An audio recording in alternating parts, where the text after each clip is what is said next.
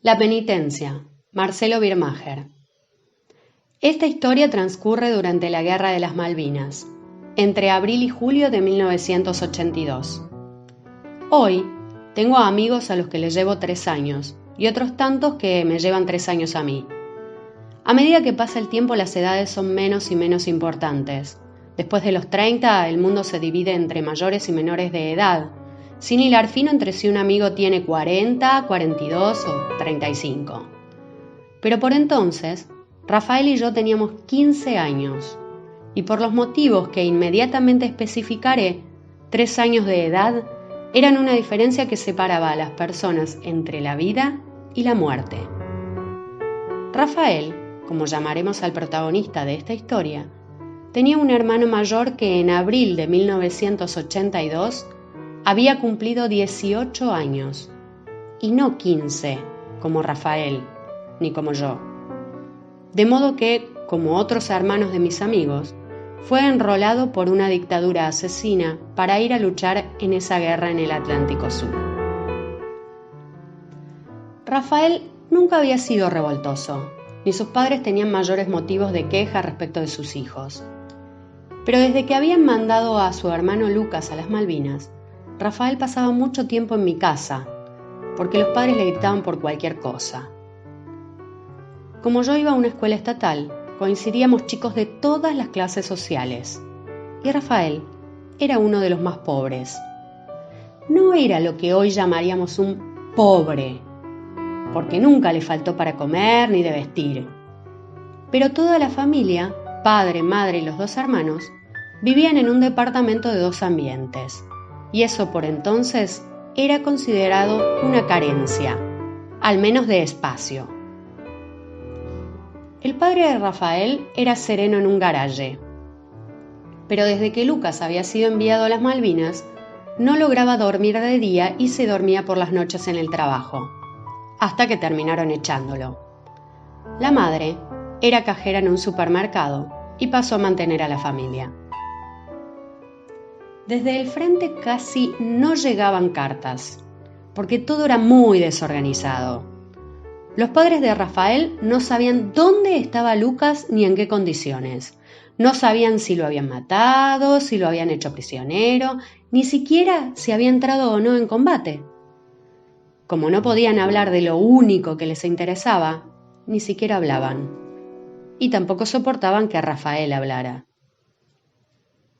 Cuando hoy repaso las historias que presencié en el 82, me cuesta aceptar que fui un adolescente en un país en guerra, que estuve junto a padres que miraban la televisión esperando enterarse del destino de sus hijos, que seguía en los diarios la suerte de nuestros hermanos en una tierra que parecía situarse en otro planeta. Nuestros jóvenes llegando a las Malvinas como astronautas a la Luna, sin máscaras de oxígeno ni trajes para soportar la falta de gravedad. Que escuchaba al almacenero o al mozo confesar su miedo a que los ingleses bombardearan la Argentina. Es difícil concebir, cuando hoy miro una película de guerra por la tele, que yo estuve sentado en silencio en un living mientras una madre y un padre miraban el noticiero de una guerra real, donde su hijo era el único protagonista que les importaba, y ningún guionista podía decidir su vida o su muerte, solo el destino. Aquellos fueron días terribles. Yo recuerdo gente llorando a mi lado en un colectivo mientras miraban pasar una marcha de personas que recolectaba dinero para los soldados argentinos. Recuerdo con precisión a cada uno de los chicos de mi colegio, fueran del curso que fuesen, que tenían un hermano en Malvinas. Y me acuerdo especialmente de Rafael. Lo que Rafael me contó varios años después fue que sus padres le habían prohibido abrir la puerta del cuarto. El padre y la madre de Rafael ocupaban un ambiente de la casa, y Rafael y Lucas el otro. Mientras los 2 hermanos estaban en la casa, la puerta del dormitorio de los padres permanecía abierta. Pero cuando Lucas fue enrolado, los padres se encerraban en el cuarto y le prohibían a Rafael abrir la puerta. Rafael pasaba tardes enteras en silencio en su lado de la casa. Aunque no era un buen lector, Su mayor distracción era la llegada del diario La Razón, cuya sexta edición pasaba bajo la puerta alrededor de las 7 de la tarde. Recibía el diario y leía primero los chistes, porque le daba miedo leer las noticias de la guerra. Miedo de enterarse de que su hermano había muerto. Luego iba avanzando lentamente por la parte de espectáculos, hacia política nacional y finalmente llegaba a las primeras páginas, todas dedicadas a la guerra. Las leía temblando y pensaba en el momento en que irrumpiría en el cuarto de sus padres para decirles que su hermano no regresaría. O que simplemente se pondría el diario bajo el brazo y se iría de la casa para no volver nunca más. Cierta tarde de fines de junio, Rafael llegó a mi casa con una mochila verde. En la mochila llevaba una cantimplora y un pullover grueso de lana. Estaba decidido a encontrar el modo de viajar a las Malvinas para saber qué pasaba con su hermano. Le dije que era imposible. Primero, nadie lo llevaría a las Malvinas. Y segundo, sus padres estaban desesperados por la suerte de un hijo. ¿Los iba a rematar desesperándolos también por la suerte del otro? Rafael replicó que a los padres no les interesaba su suerte. Pero yo le dije que no se equivocara. A veces, incluso las personas que más nos aman no saben cómo comunicarse con nosotros. Creo que Rafael renunció al viaje simplemente porque no hubo manera de que lo concretara. De algún modo, los padres se enteraron de su idea y lo castigaron severamente. Hasta aquel día, si bien no podía abrir la puerta del cuarto de los padres, al menos podía golpear a la puerta o decir algo desde su ambiente.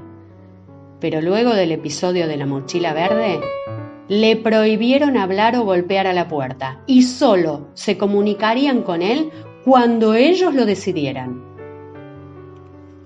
Unos días después, Rafael estaba en su casa y el diario no llegaba. De la habitación de los padres no provenía ni un sonido. Se habían hecho las 8 de la tarde y todo parecía indicar que el diariero se había olvidado de aquel departamento.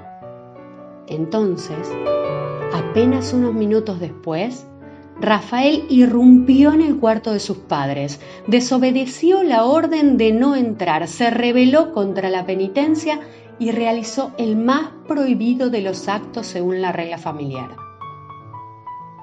Pero los padres no estaban en el cuarto. La situación era imposible, porque él los había visto encerrarse en el cuarto un par de horas atrás.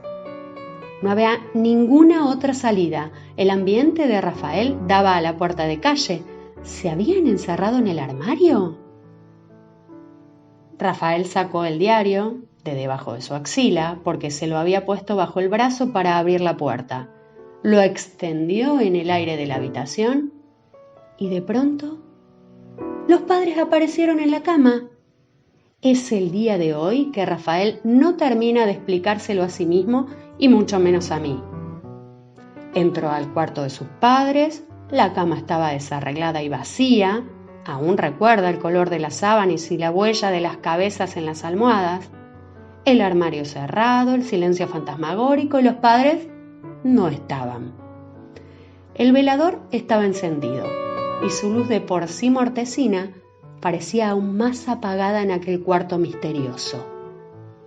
Y en cuanto abrió el diario, la madre apareció sentada en una silla junto a la cama y el padre al lado, vestido con una camisa sucia y un pantalón viejo.